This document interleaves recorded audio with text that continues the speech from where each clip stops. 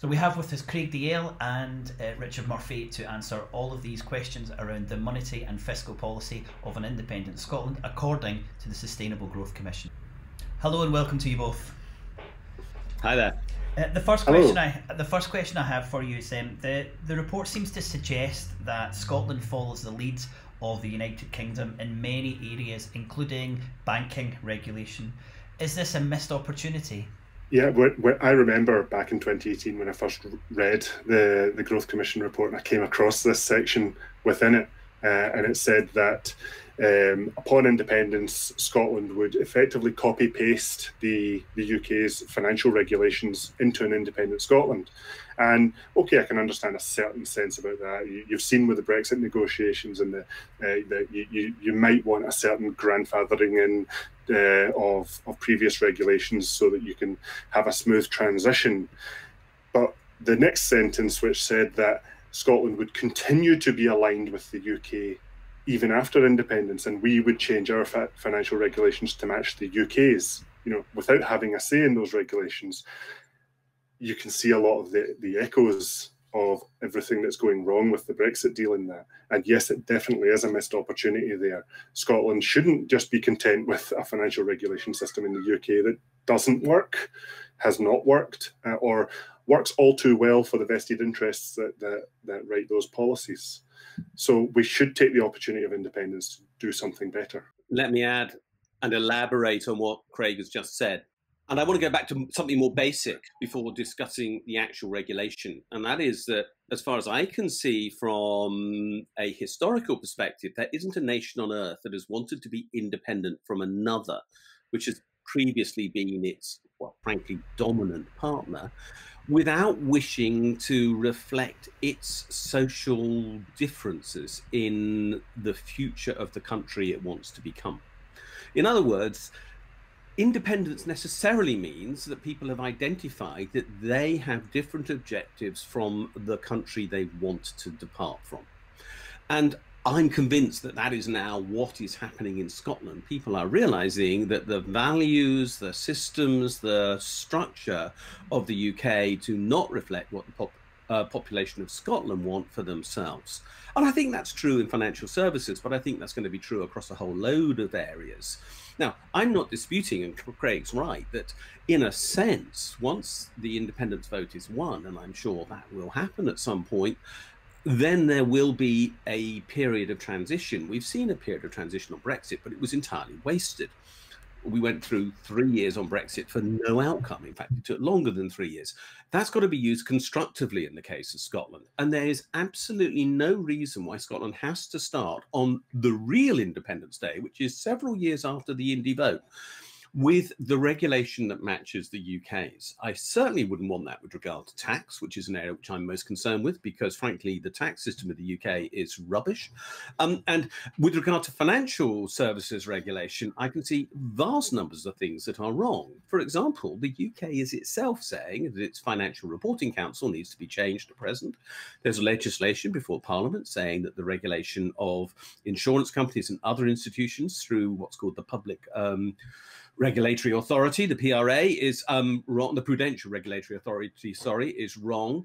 We don't want to replicate all the rules within the Bank of England. So it's just crazy to suggest that actually the answer is adopt UK regulation and then parallel it, when Scotland could do things so much better, with so much greater security for investors in particular, with so much greater transparency, which is what so many people want from markets now, and which would therefore attract money into Scotland for management and create a new, open, transparent and accountable financial services sector for Scotland, which it hasn't got. To copy England would be disastrous in that case. It would deny Scotland the opportunity for competitive advantage in financial services, which could actually make Scotland into a financial services hub in its own right, instead of continuing to be a branch office of London. Why do we want to be a branch office of London any longer? That's what the Growth Commission is saying, and I don't want that. I would pick up one area there, Richard. You've said that Scotland becoming independent wants to be different. Well, according to the Growth Commission report, one of the areas that we're looking to replicate as we move from the United Kingdom is the United Kingdom's view on foreign aid. As part of the solidarity payment, Scotland will be making a payment to the UK and then on to the international foreign aid budget. Is this something that seems to make sense to you, or should Scotland be looking for something completely different in that regard? Worked around foreign aid budgets for some time, worked with a lot of NGOs in this sector because of my work on tax justice, which means I've worked with Oxfam, Christian Aid, Action Aid, and many other organisations outside the UK as a whole. I just do not understand this. Is Scotland too wee to decide upon its own aid policy? Is it unable to decide who it wants to support and where? And why is that? Why would it want to have the priority that England puts upon its aid policy? Let's be clear what England makes its priority in aid policy. One is supporting English business. And that's not going to be a policy that Scotland is going to want to support in the future. And the second one is to support British military activity. And again, I really don't think that's something that Scotland is going to want to support in the future. Those are high priorities within the aid budgets. Scotland is going to want to look at how genuinely it can intervene in aid. And the perfect role model here, by the way, is Norway, a country with whom I've worked quite a bit. They have a fantastic government-sponsored aid organisation called NORAD, which is Norwegian Aid and Development, and it is a world leader in looking at how to use aid as a way to A, leverage the status of Norway worldwide and increase its diplomatic firepower, but B, to actually bring real change on the ground for the poorest and most disadvantaged people in the world, which is, I'm afraid, not what UK aid policy does. So to follow UK aid policy would be disastrous and absolutely the last thing I think people in Scotland would want. I don't know what you think, Craig, but that's my view. So the logic, or at least the excuse that was given to me when I was speaking to folk around the Growth Commission about this particular point, was that they were afraid that the fact of when Scotland becomes independent, they were afraid of a discontinuity in aid programs, and that could potentially leave people who are reliant on aid losing out. To which I'd say, well, why not grandfather in those programs until they are complete to some degree, or they can be renegotiated? Richard's right. All too often, aid isn't simply an altruistic gesture. There's often, very, very often, some sort of diplomatic or geopolitical purpose behind it. Whether it should or shouldn't be, that's a different argument. But the fact is, a lot of UK aid especially does have that kind of ulterior motive behind it. And I'm afraid that if we are simply ceding our entire foreign aid budget to another country, then Scotland could end up in a situation where we might want to support some cause or some faction or some event that is happening somewhere in the world, yet we're finding out that our foreign aid is causing or exacerbating that problem. And that puts us in a very difficult diplomatic position. What opportunities are we missing out by the report following the framework set up in the UK? More or less everything that most independence advocates are complaining about the UK. In particular, the massive regional centralisation in the UK. The UK is, by many measures, one of the most regionally unequal countries in the developed world, and that inequality has been rising, and this has been shown over several metrics, and that is simply because money does tend to flow towards power, and right now the power itself is concentrated in London and the southeast. So that all that economic investment and all of the lobbying and wrangling that goes around that tends to flow that way as well. By becoming independent, we don't just get to make different choices; we get to make choices that are focused here, and we get to do something that is completely different from what the UK is intending to do. And we need to do it because we have a climate emergency coming. We need a Green New Deal now. We needed it 10 years ago. We need to be doing this at an accelerating pace. By being held back by the UK's priorities, we can't do that. And therefore, we cannot then be the example for other countries to come with us, or for us to help other countries come with us on that journey. Let me elaborate, because I agree with everything that Craig has said there, but I want to add a couple of dimensions to it. The UK economy, or rather the English economy, let's talk about it as English economy, because that's what it really is that we're discussing, is focused upon the needs of very large companies, of which there are hundreds based in England with a focus upon London. If we look at Scotland, this is a totally different economy, because there's only two really large companies in Scotland altogether that match the size of many English companies. So from the moment I say that, we're talking about something fundamentally different for Scotland. We're talking about an economy that works on the basis of medium and small businesses who are generally much more innovative, generally much more productive. Actually, I do believe that, and I've got evidence to show it in academic work that I'm now doing, and which needs to therefore be orientated towards the needs of those companies if we're talking about the private sector. And we also need to think about how that would mean there would be a change in approach by the government. So, for example, because I think Scotland is generally more socially minded, there would be a change in trade union policy. There would be a change in the way you would want to have worker participation in business. You may well want to look at the promotion of more cooperatives, and is really possible inside the current UK environment. You'll want to look at the way in which you were encouraging bank lending in different ways from the way in which the UK works, to try to provide the support and facilities that are needed to get the local jobs that are needed throughout Scotland. You know, Scotland also has a central belt problem of, an issue about concentration. And we need to remember that Scotland is much bigger than that. So there needs to be a diversification policy within Scotland. All of these things need to be addressed. There's no model inside England which lets any of those things be copied in a way that Scotland could use to produce success. We need to look to other models to achieve that. Germany clearly supports its middle-income companies much better. So do the Nordic states. They have a much higher rate of successful company production, but of actually a lower number of companies per head of population because there's less speculation. We need to look at more security of employment in Scotland than has been the norm in England. I could go on and on, but to pretend that the English model of running an economy is now the one that what we want to use in Scotland would be crazy. The very point, I go back to this point, the social values of Scotland are not those of England. And Scotland wants to reflect its social values in the economy to come. And the only way it can do that is by breaking away from the English model. Craig, when you read the Sustainable Growth Commission report, did you pick up anything that would allude to Scotland having different social values from the rest of the United Kingdom? Do you think that was covered at all within the report?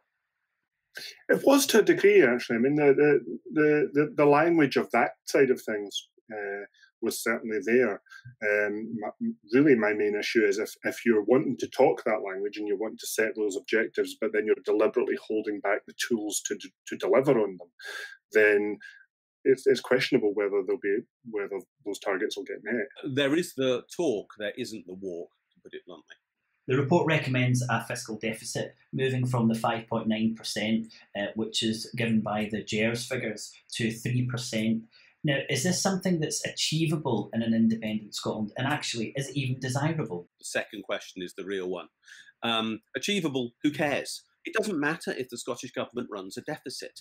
The only issue is, can that deficit be serviced? And remember, there is absolutely no reason to think that the Scottish Government will be paying more than 1% interest on its debts after independence, because other countries in Europe in similar situations of similar size are paying that. Even countries like Portugal and Italy have very low interest rates now, and they have many more weaknesses than Scotland is going to have after independence. So will Scotland be able to service a deficit? Yes. Why is 3% the right figure? There is no rational reason on earth why anybody would choose 3% as the right deficit, but it was chosen by the EU, and apparently that was decided upon about 20 years ago on the back of a fag packet in an office in the Elysee Palace at one time when France was discussing what was the right figure to set for Eurozone budgets after the creation of the euro. And 3% became the target number. Nobody in retrospect can explain the merit of 3% over 5%, 7%, or anything else. The reality is that the deficit of a country has to be the one that is necessary to deliver full employment in that economy. Until there is full employment delivered in that economy, you have not used the resources. That's the people who want to work in that country to create income and therefore to pay tax, to therefore balance the books of that state. Whilst you deliberately choose to not put people to work who want to do productive activity, you are deliberately undermining the finances of your state, and to pretend that you have to therefore constrain it to meet that artificial level of deficit, when in fact what you're really doing is putting people out of work to achieve that, is completely unreasonable.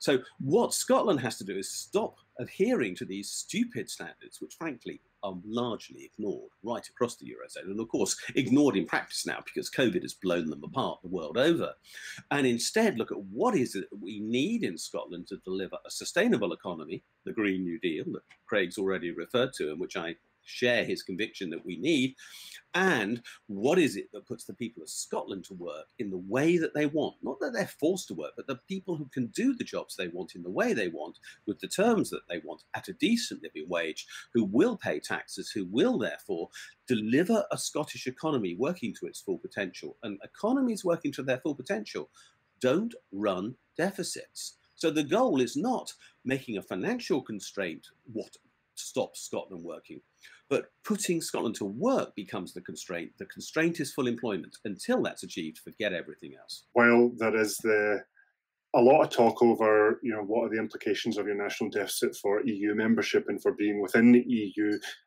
as Richard says, COVID has effectively suspended those rules. And there are increasing conversations about whether to bring them back or whether to, for all the reasons again Richard said, to find another path. And why 3%? Well, bigger than 1, smaller than 5. That really is why it was chosen. I agree with you, Craig. This doubling down idea, which would be absolutely fundamental to achieving this 3% goal.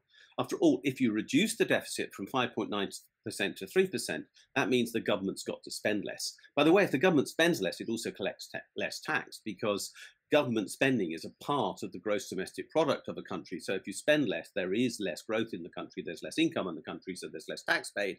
So in fact, government cuts are literally self-destructive rather than self-fulfilling in achieving the goal of cutting the deficit. But the main point is that actually this cutting down will deliver austerity. And nobody's going to vote for independence to make themselves deliberately worse off, to choose the austerity that failed in the UK from 2010 to 2019 all over again as this policy for an independent Scotland. It's not going to happen. It's not going to work. And nobody's going to deliver it, not if they want electoral success in an independent Scotland. So let's just forget it. Let's move on from it. That's just spoken about the fiscal deficit. I'd like to just turn our attention to monetary policy. Now, that's another really important lever that the Scottish economy would need to fulfil its potential. Who would control monetary policy under the conditions set out in the Sustainable Growth Commission report? Well, if Scotland doesn't have its own currency, if it takes the sterlingisation approach advocated by the Growth Commission, and if it doesn't have a fully functioning central bank, then those function England. And the Growth Commission does kind of justify that by saying, well, that's not much different from what happens now. But it really is. Right now, no matter how you feel about the politics or the practicalities of it, right now, the Bank of England has a remit to set these policies, to set interest rates and inflation targets by looking at the economy of the entire UK, including Scotland. If we're sterlingised and independent, that remit shrinks. The Bank of England only needs to look at the economy of the remaining UK. It doesn't need to consider Scotland in those calculations. So we could end up with an interest rate that is based on an economy that we play no part in. And that decision has not taken us into account. We could end up with an interest rate that does not fit the economy of Scotland. Look, it's not only even worse, it's much worse. And the reason why, Craig talks about one dimension of monetary policy, and that is the interest rate setting activity of a central bank. And that would inevitably stay with London if we were doing sterlingisation in Scotland. And that would be disastrous for all the reasons that Craig has noted. But actually, interest rates have been almost stable at around 0% and always less than 1% for over a decade now. And there is actually very little sign that they will increase very much, even after independence. And so what is also in the monetary policy bag. Well, that's quantitative easing.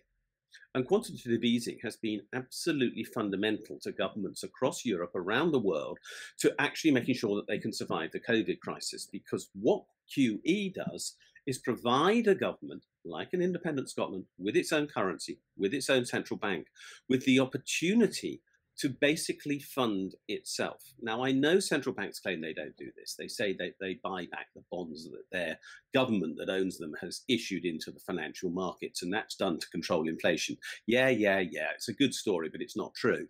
The reality is that over the last year, for example, in the UK, billion by billion, every time the government has needed money, it's issued a bond and the Bank of England has bought it. So in other words, the Bank of England has created all the money that is required to literally fund the UK deficit over the last year without impacting tax. It does it on a technical instrument. There you are. That's what it looks like. That's the instrument required to create money. It's a keyboard.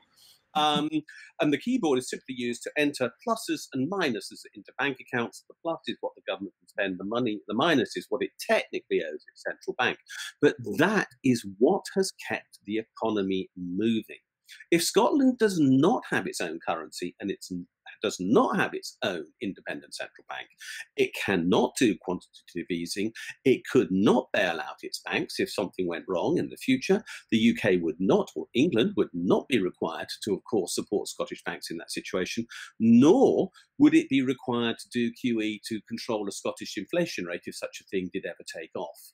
All of those things are within the capacity of an independent central bank in Scotland with its own currency, and to have the control of QE, which has been fundamental to the tune of £875 billion injected into the UK economy over the last decade by the Bank of England to keeping that economy functioning and solvent, is just, well, economic suicide, bluntly.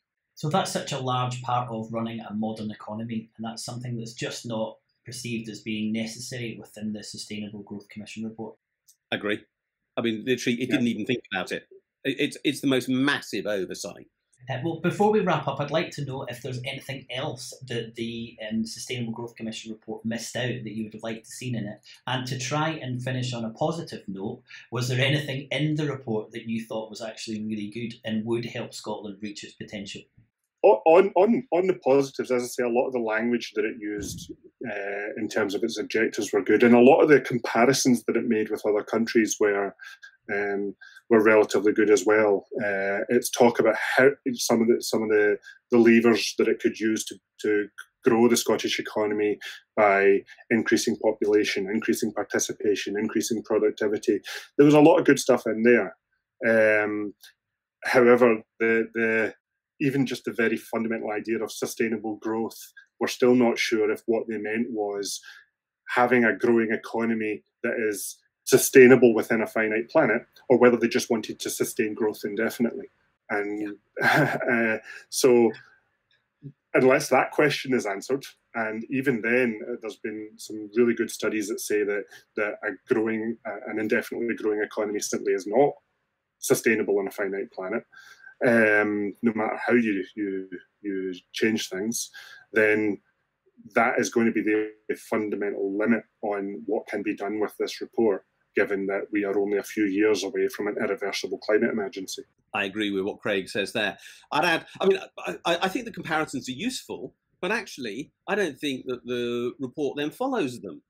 Because nobody, for example, who a comparison is drawn with, has ever run a successful equivalent of sterlingization. So why promote something which isn't actually happening in another equivalent state now? So I don't agree with that policy. And let's be clear, I also don't agree that Scotland should ever join the euro. So in case people are saying there is something equivalent, no, I don't think there is. Now, let's just deal with something which is missing, but which I think just needs to be mentioned. And that is the tax system, because again, there are too many assumptions made that the tax system of Scotland in the future will broadly look like the tax system of England, the UK now. Clearly, again, this would be the starting point. We can't pretend otherwise. I do go back to look at Ireland a century ago, and it did inherit the English tax system. Well, Ireland was in a very different place a century ago from where Scotland is now. Utterly different economies and so on. And it did very slowly adapt. Scotland would want to use that period of transition to rethink tax, because again, tax is something that has to reflect the society that has created it, supports it, and is willing to pay it.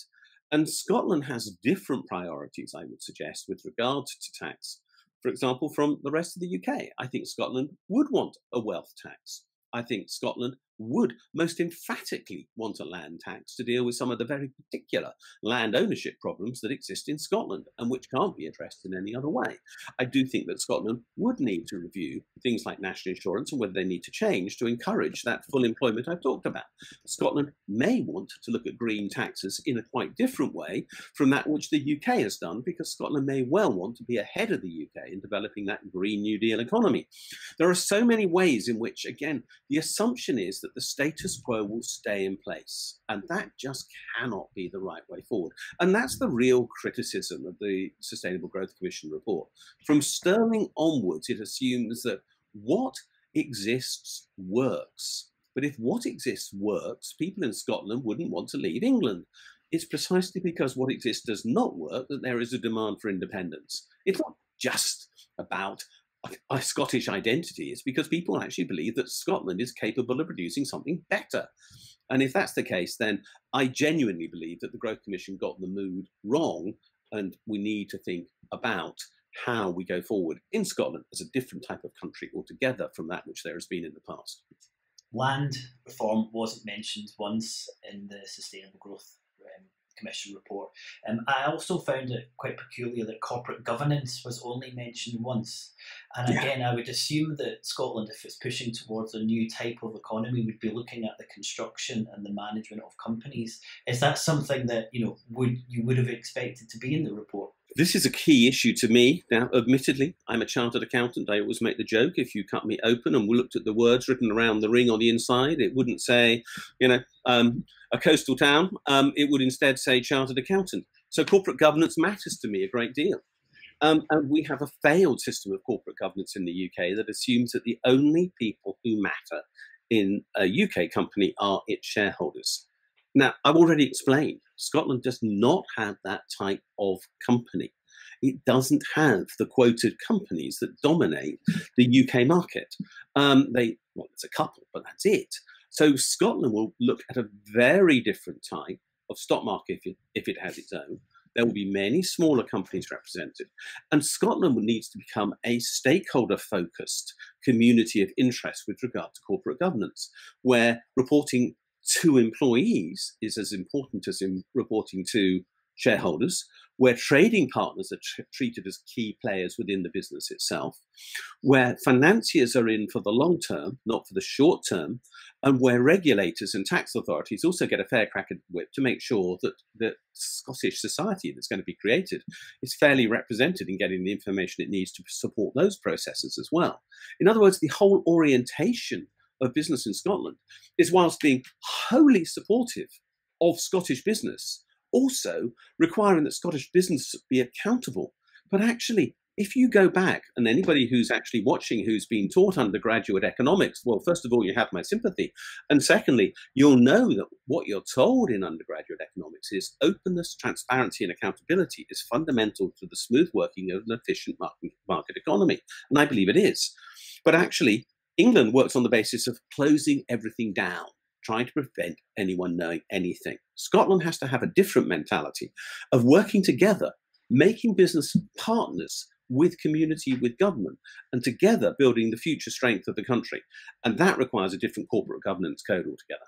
That kind of corporate accountability must come with political accountability as well. So more democracy, more local democracy, and more politicians who are answerable to the citizens, the residents, and the voters of Scotland, because that then allows us to protect them from the lobbying from the corporate world that can lead to that other model. We have seen some wonderful things in Scotland very recently with things like the Citizens' Assembly and the Climate Assembly, and if we can encourage that kind of political policy push from citizens and that kind of transparency and accountability in the political world, then that can help those decisions be made that to create a Scotland that really does work for all of us.